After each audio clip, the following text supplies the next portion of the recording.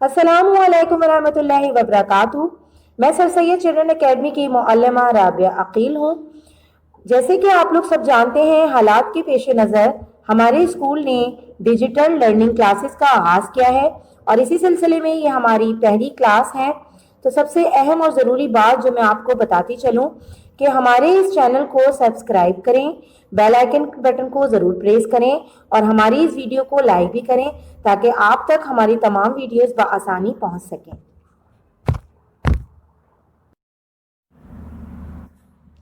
अस्सलामु अलैकुम वरहमतुल्लाहि वबरकातुहू।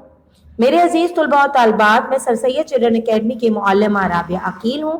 हालात के पेश नज़र हमारे स्कूल ने दोबारा ऑनलाइन क्लासेस का आगाज़ किया है और इसी सिलसिले में ये हमारी पहली क्लास है।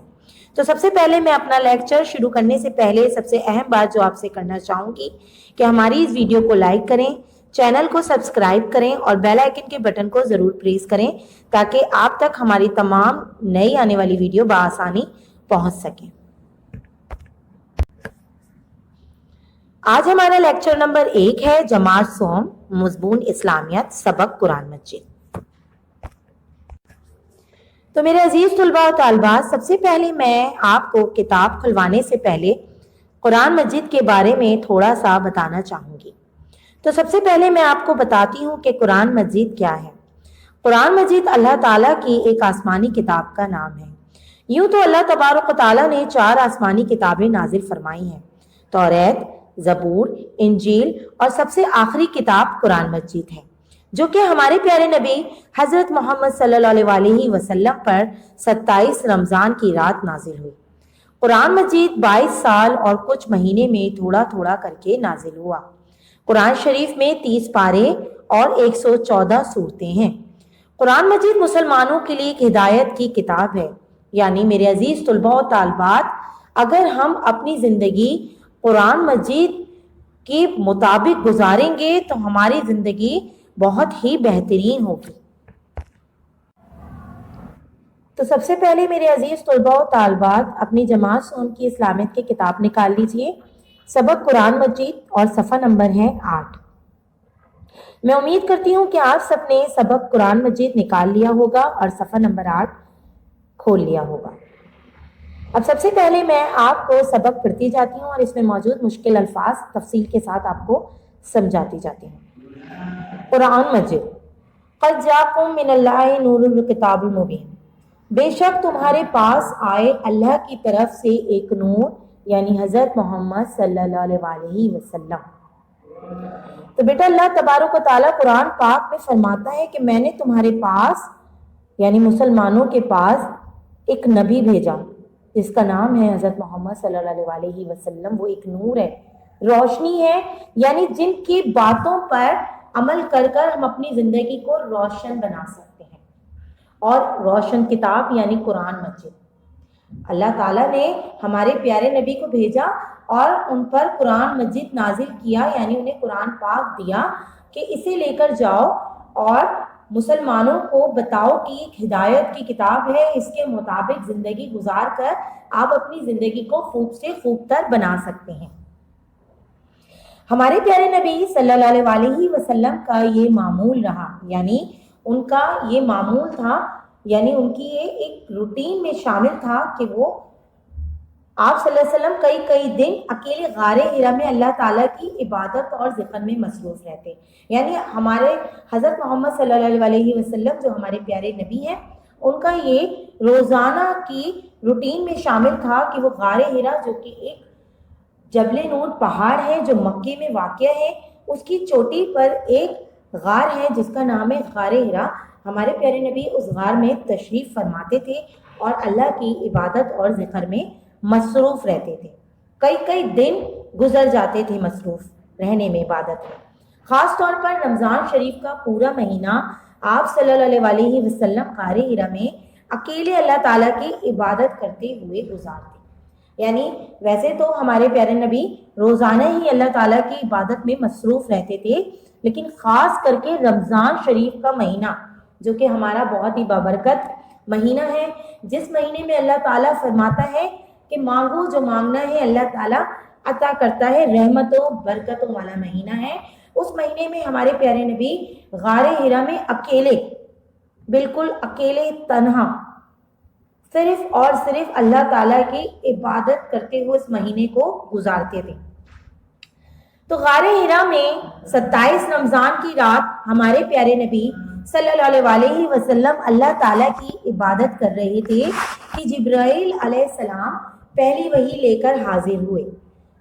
رمضان کے آپ کو پتہ ہے 30 دن ہوتے ہیں، یعنی 30 روزے ہوتے ہیں، کبھی 29 ہوتے ہیں، وہ چاند پر ہوتا ہے بیٹا کہ اگر 29 روزے ہوتے ہیں اور چاند دکھ جاتا ہے تو پھر ہم 29 روزے ہی بناتے ہیں، رکھتے ہیں، لیکن اگر چاند نہیں دکھتا تو پھر ہمارے پورے 30 روزے ہوتے ہیں۔ تو وہ اس روزے کی، اس رمضان کی 27 رات تھی جب ہمارے پیارے نبی معمول کے مطابق اللہ تعالیٰ کی عبادت میں مصروف تھے، اور جبرائیل علیہ السلام بیٹا آپ سب کو معلوم ہے کہ کون ہے؟ جبرائیل علیہ السلام فرشتوں کے سردار ہیں، یعنی جب بھی ہمارے پیارے نبی حضرت محمد صلی اللہ علیہ وسلم کے پاس وحی لے کر جو فرشتہ آیا ہے ان کا نام ہے حضرت جبرائیل علیہ السلام، اور وہ حاضر ہوئے۔ اس طرح حضور اکرم نور مجسم صلی اللہ علیہ وسلم پر قرآن نازل ہونا شروع ہوا، یعنی 27 رمضان کی رات جب پہلی وحی نازل ہوئی اور ہمارا قرآن پاک ہمارے پیارے نبی حضرت محمد صلی اللہ علیہ وسلم پر نازل ہونا شروع ہوا۔ قرآن مجید 22 سال اور کچھ مہینے میں تھوڑا تھوڑا کر کے نازل ہوا، یعنی قرآن پاک ایک دن میں نازل نہیں ہو گیا بیٹا۔ قرآن مجید ظاہر ہے ہماری 30 پاروں پر مشتمل کتاب ہے، وہ کتاب نازل ہونے میں 22 سال اور کچھ مہینے کا عرصہ لگا۔ قرآن شریف میں جیسے کہ میں نے آپ کو بتایا شروع میں کہ 30 پارے اور 114 سورتیں ہیں۔ قرآن اللہ کا کلام ہے، یعنی قرآن پاک اللہ تعالیٰ جو ہم سے کہنا چاہتا ہے، کلام یعنی کہنا، بات کرنا، اللہ تعالیٰ جو ہم سے کہنا چاہتا ہے قرآن پاک میں وہ سب موجود ہے۔ اگر قرآن کسی پہاڑ پر نازل ہوتا تو وہ پہاڑ ٹکڑے ٹکڑے ہو جاتا، اور دیکھیں سبحان اللہ کتنی پیاری بات ہے کہ قرآن پاک ہمارے پیارے نبی حضرت محمد صلی اللہ علیہ وسلم پر نازل ہوا۔ میرے عزیز طلباء و طالبات، یہ بات یہاں پر آپ غور کریں کہ اگر قرآن پاک کسی پہاڑ پر نازل ہوتا تو وہ پہاڑ ٹکڑے ٹکڑے ہو جاتا، لیکن اللہ تبارک و تعالیٰ نے ہمارے پیارے نبی حضرت محمد صلی اللہ علیہ وسلم کو ایسا شرف بخشا کہ اس قرآن پاک ہمارے پیارے نبی پر پورا نازل ہوا، لیکن ان پر اس کا کوئی اثر نہ ہوا، بلکہ قرآن پاک ہمارے پیارے نبی صلی اللہ علیہ وسلم کا سب سے بڑا معجزہ ہے۔ اب معجزہ کیا ہے؟ معجزہ بیٹا نبیوں کے ساتھ اللہ تعالیٰ کیا کرتا تھا، یعنی آپ کو یاد ہوگا کہ حضرت ابراہیم علیہ السلام کا قصہ، کہ حضرت ابراہیم علیہ السلام کو اللہ تعالیٰ نے خواب میں کہا کہ اپنی کسی عزیز چیز کو ذبح کرو، تو حضرت اسماعیل علیہ السلام کو وہ لے کر پہنچ گئے اللہ کی راہ میں قربان کرنے، تو اللہ تعالیٰ نے معجزے کی صورت میں حضرت اسماعیل علیہ السلام جو کہ حضرت ابراہیم علیہ السلام کے بیٹے تھے، ان کے بجائے اللہ تعالیٰ نے ایک دمبا وہاں پر ایک بھیڑ بھیج دیا، اور آج تک ہم سنت ابراہیمی کی یاد میں قربانی کرتے ہیں۔ تو بیٹا یہ بھی ایک معجزہ ہی ہے کہ 27 رمضان کی رات ہمارے پیارے نبی کو اللہ تعالیٰ نے قرآن پاک عطا کیا، تاکہ ان پر نازل کیا، تاکہ وہ ہماری ہدایت کے لیے ہم تک وہ کتاب پہنچا سکیں۔ اب صفحہ نمبر 9 پر آ جائیے۔ نبی کریم صلی اللہ علیہ وسلم نے فرمایا، تم میں سب سے بہتر وہ ہے جس نے قرآن پاک کی تعلیم حاصل کی اور دوسرے کو اس کی تعلیم دی۔ یعنی ہمارے نبی پاک فرما رہے ہیں کہ تم میں بہتر، یعنی تم میں سب سے اچھا شخص وہ ہے جس نے قرآن پاک خود بھی پڑھا اور دوسروں کو بھی اس کے بارے میں بتایا۔ نبی کریم صلی اللہ علیہ وسلم نے فرمایا، سب سے بڑا عبادت گزار وہ ہے جو سب سے زیادہ قرآن شریف کی تلاوت کرنے والا ہے۔ یعنی دیکھیں میرے عزیز طلباء و طالبات، ہمارے پیارے نبی صلی اللہ علیہ وسلم خود فرما رہے ہیں کہ سب سے بڑی عبادت قرآن مجید پڑھنا ہے۔ ضروری نہیں ہے کہ ہم قرآن مجید بہت سارا کہ ہم نے پڑھنا ہے، 1 سپارہ پڑھنا ہے، 2 سپارے پڑھنے یا ہمیں بہت ثواب ملے گا، ہم پورا قرآن پاک پڑھ لیں ایک دفعہ میں. نہیں بیٹا، اگر ہم دل سے اور بہت یقین سے کہ ہم جو لفظ پڑھ رہے ہیں بالکل درست پڑھ رہے ہیں اور بالکل صحیح اس کی ادائیگی کر رہے ہیں اور اس پر عمل بھی کر رہے ہیں، تو بیٹا وہ ہمارا قرآن پاک پڑھنا قبول کیا جائے گا، یعنی ہمیں اس کا ثواب ملے گا. جس نے قرآن پاک کا ایک حرف پڑھا، ایک حرف بیٹا، ایک حرف کی بات ہو رہی ہے، ایک حرف آپ سمجھتے ہیں الف ب پ ت، یہ حرف ہیں، اسے 10 نیکیاں ملتی ہیں. الف لام میم ایک حرف نہیں بلکہ الف ایک حرف، لام ایک حرف اور میم ایک حرف ہے. اب دیکھیے الف لام میم میں 3 حرف ہے نا، الف لام میم، یعنی صرف الف لام میم پڑھنے سے 30 نیکیاں ملتی ہیں. سبحان اللہ. تو بیٹا جب ہم قرآن پاک کا اگر ایک لفظ پڑھنے پر، ایک حرف پڑھنے پر ہمیں 10 نیکیاں ملتی ہیں، اور اگر ہم الف لام میم یعنی 3 حرف پڑھتے ہیں ایک الفاظ میں، تو بیٹا ہمیں 30 نیکیاں مل رہی ہیں. اسی طرح اگر ہم قرآن پاک کی ایک چھوٹی سی سورہ پڑھتے ہیں تو اس میں سوچیں کتنے زیادہ حرف ہوں گے، تو اتنی نیکیاں ہمارے حصے میں آ جائیں گی. بس شرط ہے کہ ہم ان الفاظوں کو، ان حرفوں کو درست پڑھیں. قرآن شریف پڑھنے کو تلاوت کرنا کہتے ہیں، یعنی قرآن پاک جب آپ پڑھ رہے ہو تو آپ یہ کہہ سکتے ہیں کہ میں تلاوت کر رہا ہوں یا کر رہی ہوں. آپ کا یہ کہنا ضروری نہیں کہ میں قرآن پاک پڑھ رہا ہوں، آپ یہ بھی کہہ سکتے ہیں کہ میں قرآن پاک کی تلاوت کر رہا ہوں. یہاں پر سب سے اہم بات جو اسی صفحے پر موجود ہے، دنیا میں سب سے زیادہ پڑھی جانے والی کتاب قرآن شریف ہے. تو اس بات کو اچھی طرح یاد رکھیے گا. کتابیں تو بہت ساری ہیں بیٹا، لیکن قرآن پاک واحد ایسی کتاب ہے جسے سب سے زیادہ پڑھا جاتا ہے. قرآن مجید کے کچھ آداب بھی ہیں اور وہ آداب میں آپ کو بتاتی ہوں. قرآن مجید کو وضو کر کر چھونا چاہیے، قرآن مجید کو ادب سے پڑھنا چاہیے، قرآن مجید کی تعظیم کرنے والے سے اللہ تعالیٰ محبت کرتا ہے، قرآن مجید کی طرف پاؤں یا پیٹھ نہیں کرنی چاہیے، قرآن مجید کی روزانہ تلاوت کرنی چاہیے، قرآن مجید بزرگوں سے سمجھ کر اس پر عمل کرنے کی کوشش کرنی چاہیے. قرآن مجید جب پڑھا جائے تو خاموش ہو جائیں اور غور سے سنیں تاکہ ہم پر اللہ تعالیٰ کی رحمت نازل ہو.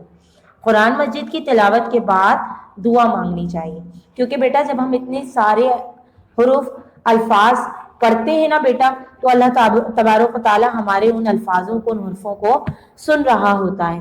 تو جب اللہ تعالیٰ ہماری بات کو، ہماری تلاوت کو سن رہا ہے، اس کے اختتام میں اگر ہم دعا مانگیں گے تو اللہ تعالیٰ ہماری دعا کو بھی سنے گا نا. تو اس لیے ہمیں لازمی دعا کرنی چاہیے.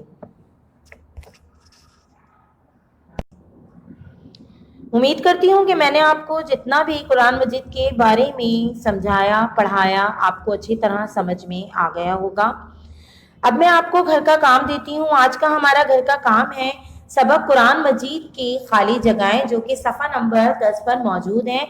آپ نے تاریخ بیٹا ضرور ڈالنی ہے. کتاب پر بھی آج میں نے جو آپ کو سبق پڑھایا ہے آج کی تاریخ ضرور ڈال لیجئے گا کہ آج جو تاریخ ہے جب آپ کے پاس یہ لیکچر پہنچا ہے تو وہ کیا تاریخ ہے، ضرور مینشن کیجئے گا، اور یہاں پہ خالی جگہ میں بھی مینشن کیجئے گا. تو آپ نے یہ خالی جگہیں گھر سے مکمل کرنی ہے. ٹھیک ہے بیٹا، یہ آج آپ کا ہوم ورک ہے. جی میرے عزیز طلباء و طالبات، میں نے آپ کو سبق قرآن مجید کا گھر کا کام بتا دیا. اب میں آپ کو بہت اہم بات بتاؤں یہاں پر کہ سبق قرآن مجید سے پہلے جب ہمارا اسکول اوپن تھا تو ہمارا سبق تھا، سب سے آخری سبق جو ہمارا تھا وہ تھا گفتگو کے آداب. اسکول اچانک بند ہونے کی صورت میں بہت سارے کیمپسز میں اس سبق کے سوال جواب مکمل نہیں ہو پائے تھے. تو بیٹا آج میں آپ کو اس سبق گفتگو کے آداب کے سوال جواب بتاتی ہوں. اسے آپ نے، اگر کسی بچے کا کاپی میں یہ کام مکمل نہیں ہے تو اسے مکمل کر لیجئے. اس کا ہمارا سوال نمبر 1 ہے हमारे प्यारे नबी सल्लल्लाहु अलैहि वसल्लम कैसे गुफ्तगू फरमाते थे, लिखें। इसका जवाब आपने किताब की मदद से ख़ुद तहरीर करना है कॉपी में। सवाल नंबर 2 है, तमाम इंसानों में सबसे अच्छी गुफ्तगू करने वाले कौन हैं? इसका जवाब भी आप लोगों ने ख़ुद तहरीर करना है। सवाल नंबर 3 है, जो कुछ हम बोलते हैं उसे कौन लिखता है? इसका जवाब भी आपने ख़ुद तहरीर करना है। अब सवाल नंबर 4 है, अल्लाह ताला ने कुरान पाक में गुफ्तगू के आदाब के बारे में क्या फ़रमाया है? इसका जवाब भी आपको आपकी इस्लामियत की किताब की मदद से ही ख़ुद तहरीर करना है कॉपी में। उसके बाद सवाल नंबर 5 है, क्या हमें किसी से गुफ्तगू करने से पहले सलाम करना चाहिए? तो इसका जवाब भी आपने ख़ुद से तहरीर करना है कॉपी में। अब ये आपके 1 से लेकर 5 तक सवालात थे, जो कि मैंने आपको अभी यहाँ पर आपकी स्क्रीन पर दिखा भी दिए और पढ़कर सुना भी दिए, और ये भी बता दिया कि इसके जवाब आपने ख़ुद से तहरीर करने। अपनी कॉपी में खुशखती से इसको अच्छी तरह तहरीर कीजिएगा। सवाल जवाब के बाद आपने एक काम करना है कि सबक गुफ्तगू के आदाब के सवाल जवाब जो भी मैंने आपको करवाए हैं वो आपने याद करना है, और किताब का सफ़ा नंबर 50 पर दी गई खाली जगह आपने किताब के अंदर ही करनी है। तो बेटा हमारा आज का घर का काम भी यहाँ पर इख्तिताम होता है, और हमारा लेक्चर नंबर 1 भी। आइंदा के लेक्चर के साथ फिर हाजिर होंगे। अल्लाह हाफ़िज़।